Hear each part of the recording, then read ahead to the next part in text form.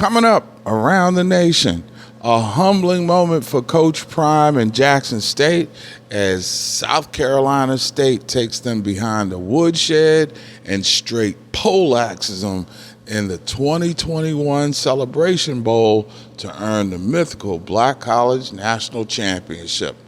I'm Mark Gray from the ATL, Inside the Benz, and the HBCU Sports Nation is set to roll right now.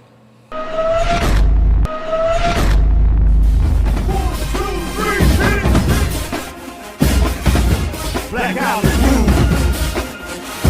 Ride, come on. Black College, stand up. HBCU.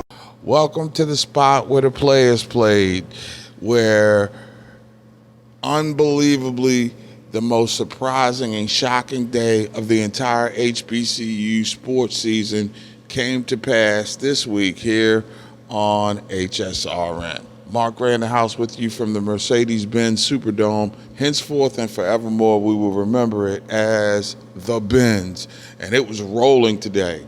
Only the people that we thought would be driving out of here with the W, Jackson State, went home humbly after being dominated by South Carolina State in this contest. If this had been a boxing match, somewhere in the middle of the fourth quarter, Jackson State would have thrown in the towel. Stop! He's already dead. They were just beaten, bruised, and battered and had absolutely nothing left. And to take away from South Carolina State's performance by looking at what Jackson State didn't do is to do a real disservice to the outstanding and overwhelmingly great performance that we saw here in Atlanta last Saturday. South Carolina State's defense, led by the architect, their head coach, Buddy Pugh, a longtime MEAC veteran coach, was something to behold. They made our guy Optimus Prime look human. They took Malachi Wideman out of the game. They rendered a high-powered Jackson State offense to absolutely nothing. And when you consider you have the Offensive Player of the Year and the Defensive Player of the Year against you, and you can basically struggle to get above the 500 mark, to win a game like this, it speaks volumes about just how great this Buddy Pugh coach team played in this moment inside this building. And as you might expect, he was very humbled about the experience. But when you talk about the experience, that's what this game was all about. You know, you got a lot of people who want to say, okay, you guys should be playing in the FCS playoffs. Folks, that's bull fertilizer right now. Now that Black American high school blue chip football players can see that they have an opportunity to play on national television and that they can show out on national TV, then you've got yourself a product and a brand that's going to be hard for anybody from any of those other FCS conferences to simply walk in the house and say, we got better facilities than yours. This game is not about resources. This game was about game plan, execution, and quite frankly, a master taking a sensei out behind the woodshed and taking them to school. Back on the other side, I talk with the Celebration Bowl's Executive Director, John Grant, and bring you more of the flavor of the ATL after the Celebration Bowl has closed the books on the 2021 HBCU football campaign. Stay with us.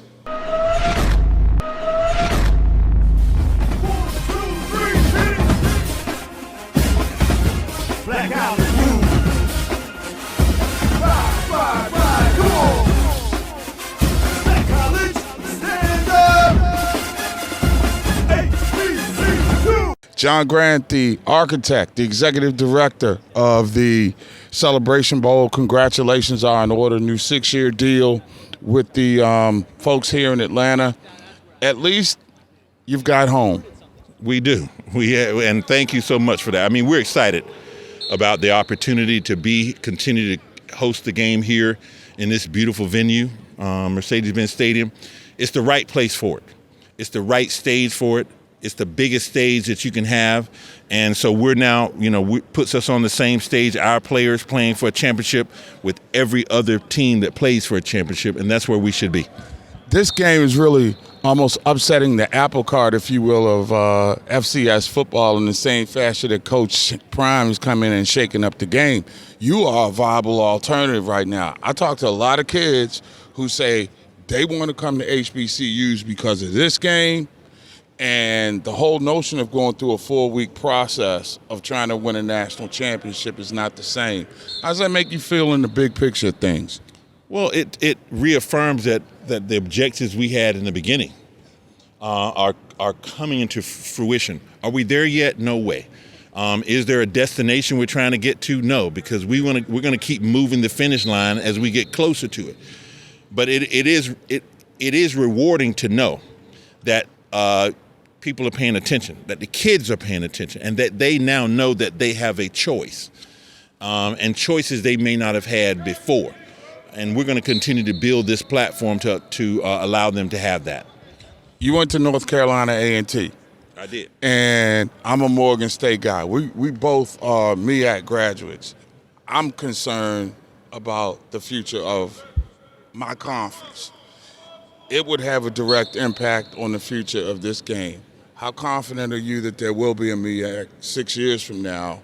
And are there provisions for other alternate ways to keep the game afloat if something unfortunate were to occur? Well, are any of us concerned, assured beyond the moment that we're in?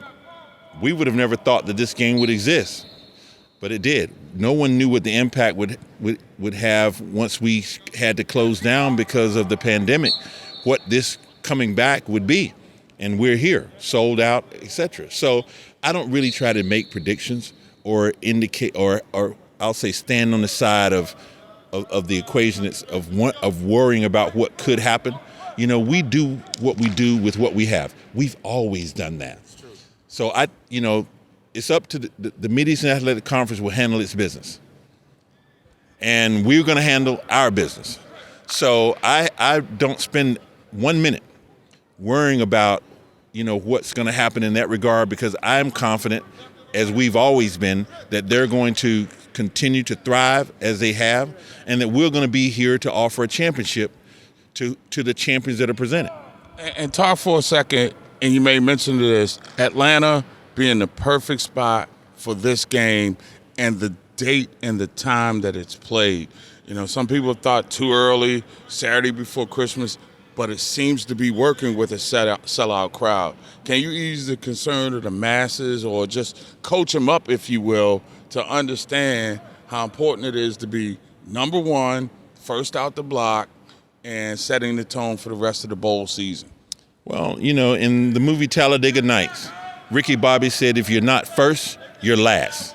And there's a lot of truism to that. There is something to be said about opening the college football bowl season with a championship game.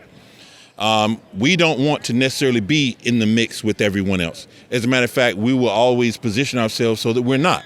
So what it really means is people just got to get out of bed. Get up out of the bed and come on out and enjoy yourselves and change that rather than wanting us to change the time that we do things. So we're going to continue to move forward to position this property in a way that continues to bring the absolute best value first to the student athletes, certainly to our fans, to our partners who invest in it, and then to the fans who choose and want to watch great football. We want to make sure that all of that is presented at the highest level. Is it overstatement to say these days that Atlanta's the college football capital of the world? You look at you always got a bowl college football playoff game. You got the first game with the Celebration Bowl. You got the kickoff classic, the MEAC SWAC Challenge. I mean, I'm not trying to sell the city, but it says what it says, doesn't it? Look, this is Atlanta. You don't have to sell it. Atlanta sells itself. It's the #1 travel destination for African Americans in the nation. It's a city that has a rich tradition and history. There's a lot of leadership and leaders that have come out of this city.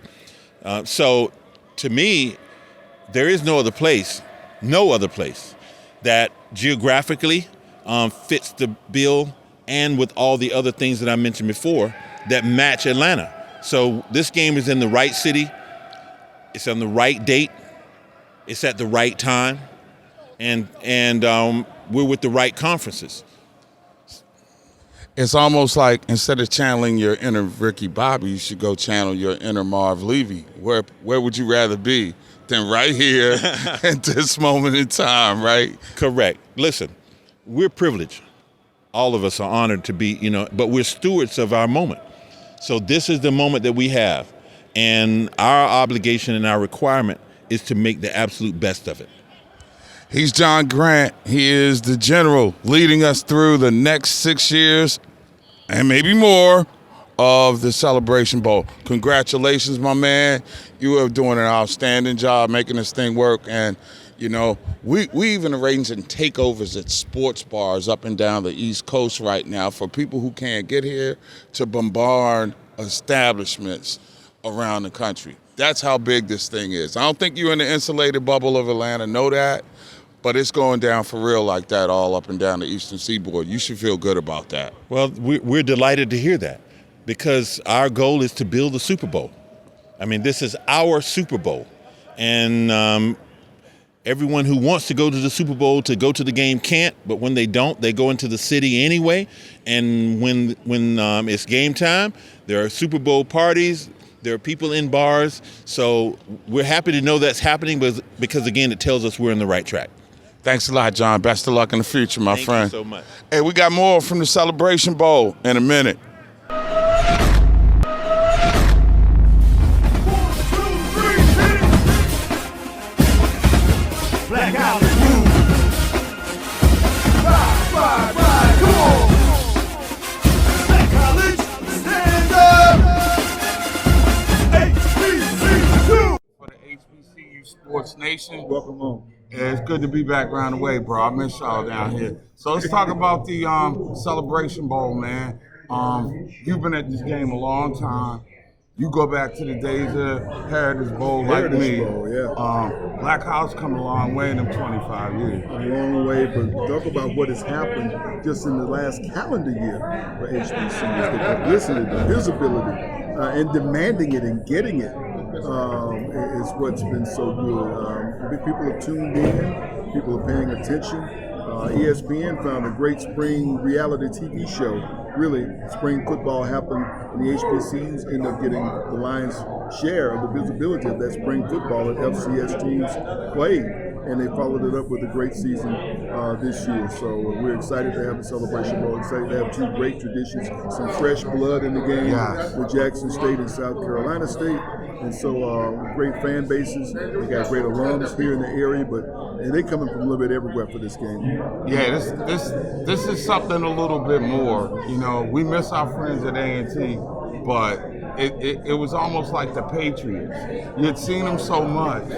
You needed some new meat, and now you got it. So you get Jackson and you get South Carolina State.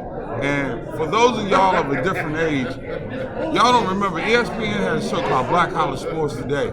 Sam, Gus Johnson, before me doing that, Darren Horton, are all alums from a broadcast standpoint of that show. So not only was that show on the cutting edge of telling stories like this, which are now in vogue, it really was a lightning rod or a place where guys like you who look like me were able to get a spot to shine. How big was that in terms of opening new doors? It's big, but when I talk to people who got into the business who said they saw that show and they saw themselves like Mike Hill. Right. Mike Hill says all the time, says, man, I watched it and I saw myself doing the show. run into countless alums now who may live in the Atlanta area who talk about how they rearranged their classes back in the day. Because remember, ESPN2 was brand new.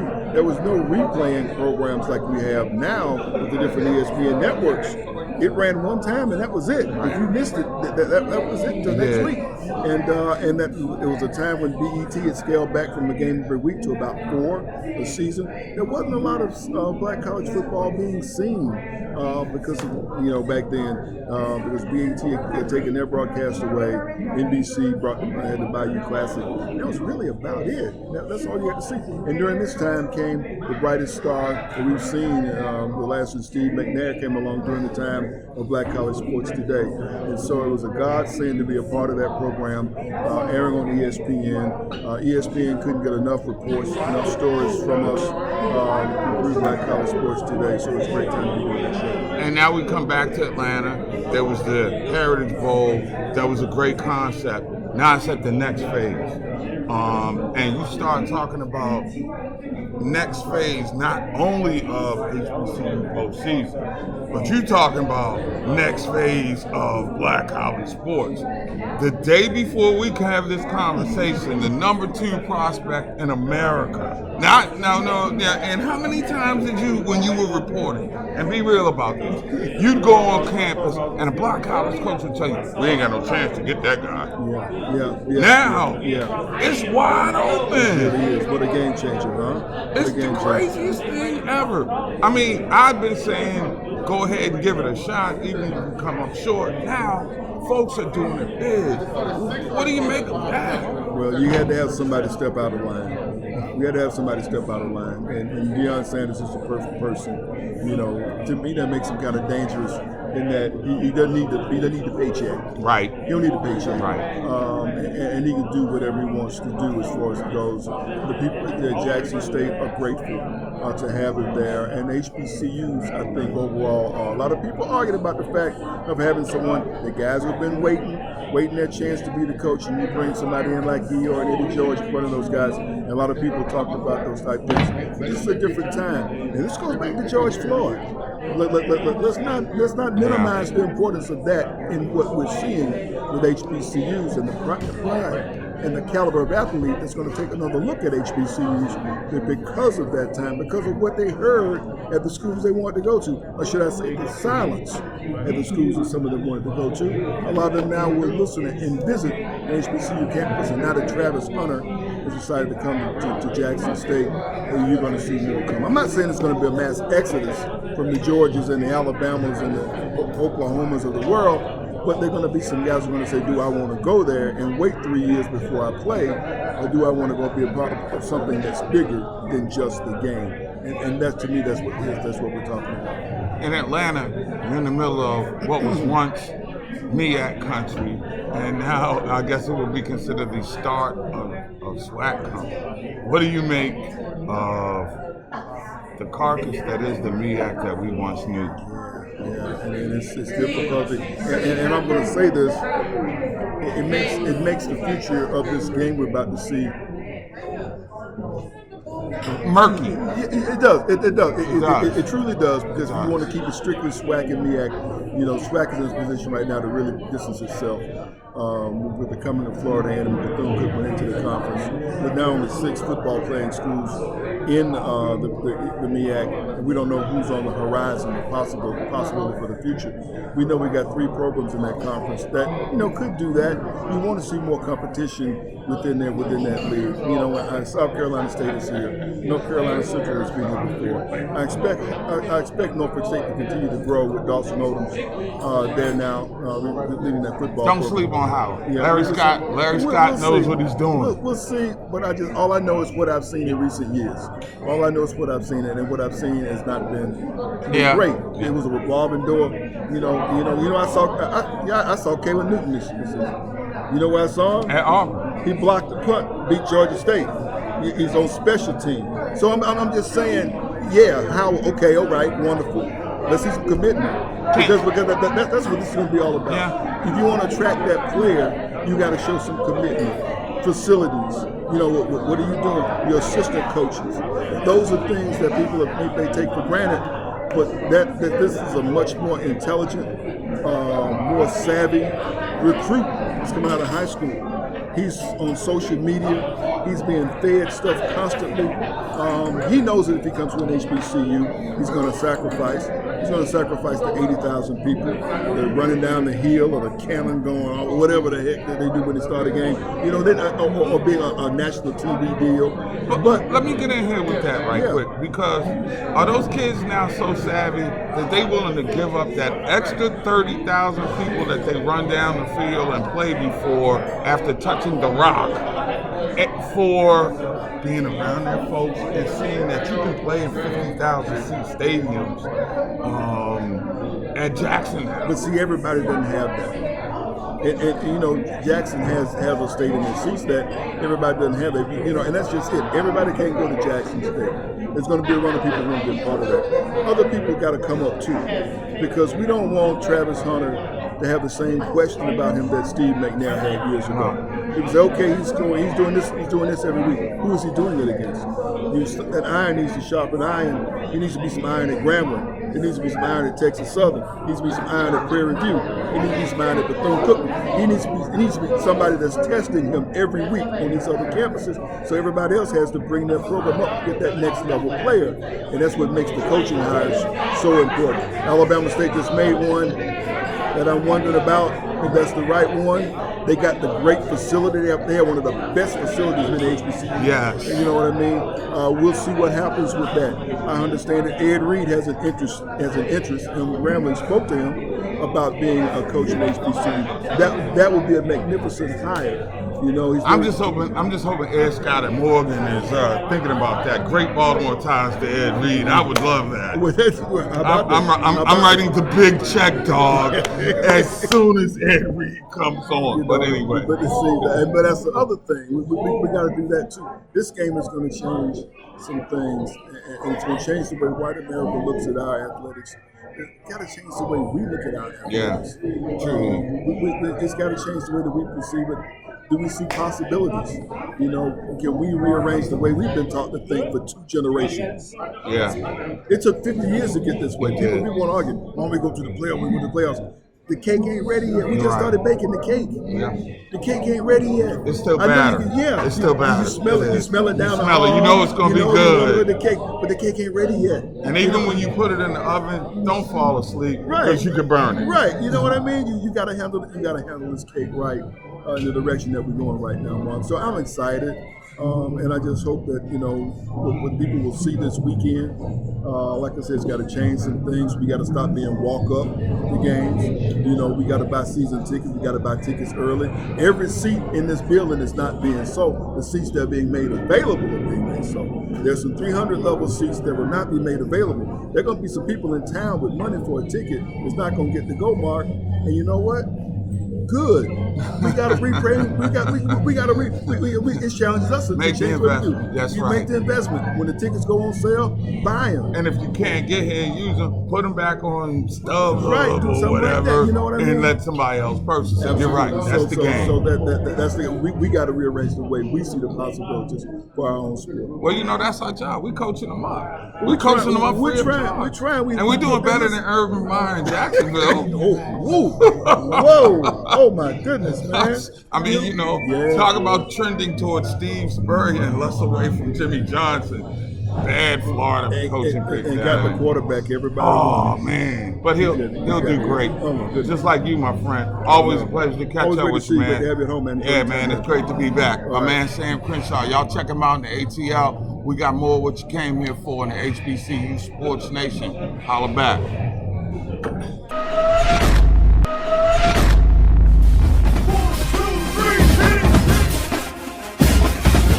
Black out and move.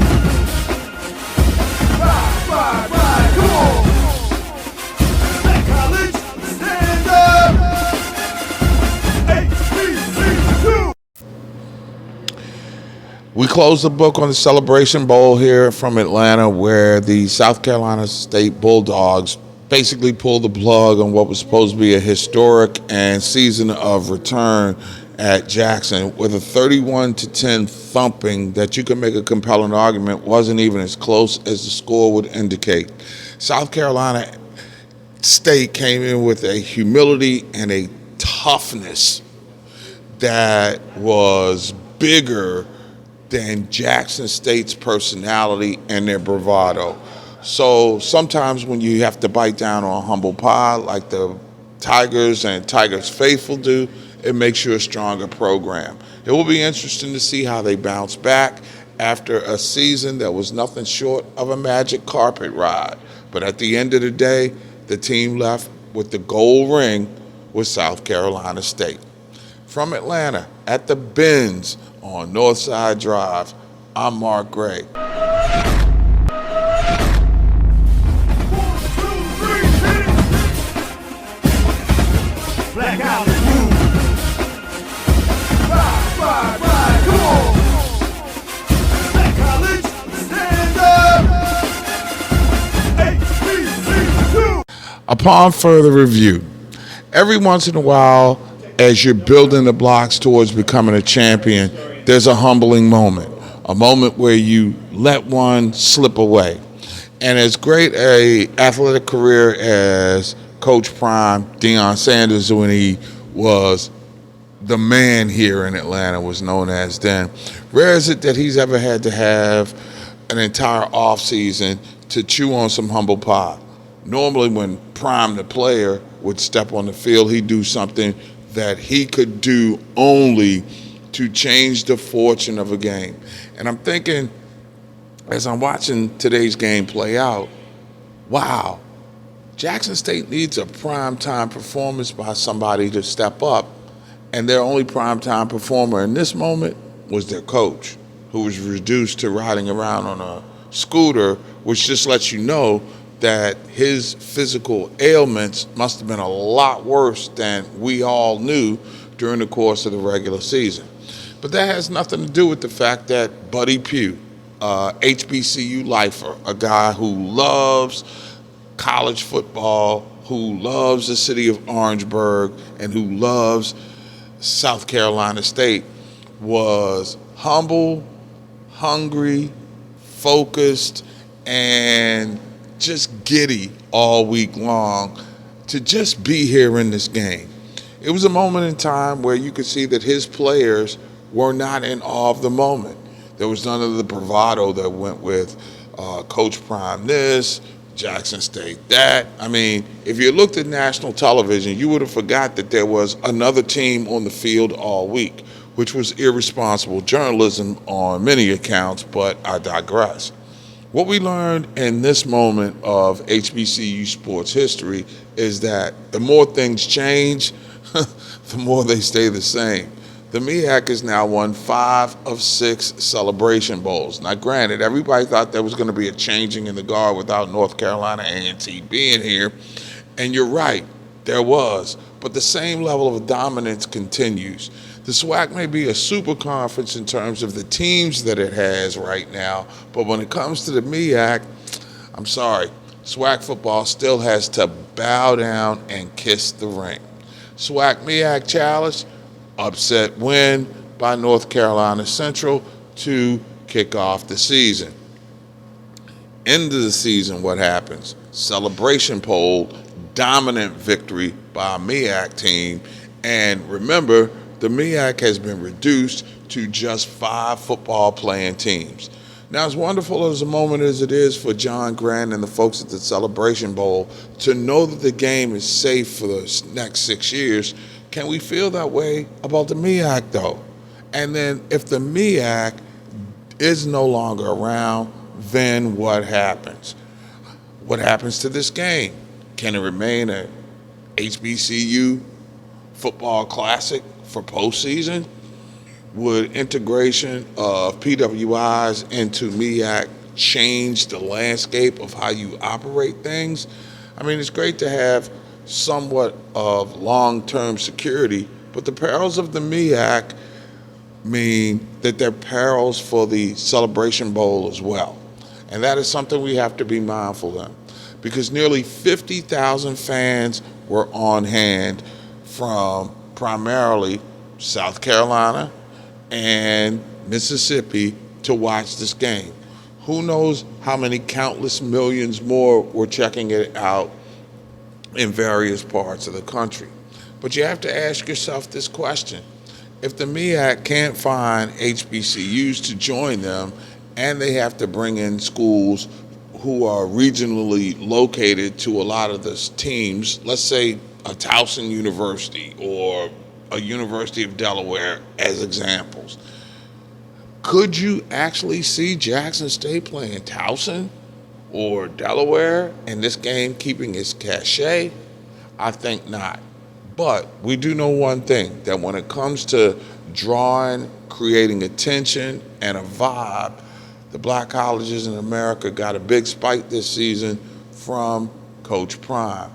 And now what he has to do is he bites down on some humble pie during the course of the off season is get his kids to come in and focus. Not worry so much about the branding opportunities and all of the stuff that leads up to the game, but when you step on the field for showtime, you got to do it like Coach Prime did back in the day, because there was never an athletic stage that was too big for him. But clearly on this Saturday afternoon, his players were overwhelmed by the complexity of simplicity that marked the performance of South Carolina State, who wins the 2021 mythical HBCU championship by leaving no doubt. They were the better team on the field today and making a good, compelling argument that despite not having the numbers, the MEAC is still playing the better brand of football, certainly head to head. That's going to close the book on the 2021 HBCU football season. But don't fret, boys and girls. We're going to carry you right through basketball and on through the CIAA tournament with stops at great basketball classics, COVID permitting. So for everybody that made our trip around the HBCU Sports Nation during football season, what it was, thank you so much for hanging out. And remember, like a certain hotel chain, we're always going to leave the light on for you. From Atlanta at the 2021 Celebration Bowl, I'm Mark Gray. Thanks for hanging out with us. And as always, I look forward to catching up with you down the road on the HBCU Sports Nation. Peace and happy holidays to you and yours.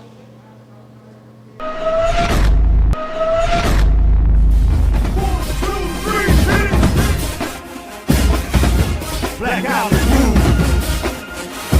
Ride, ride, ride.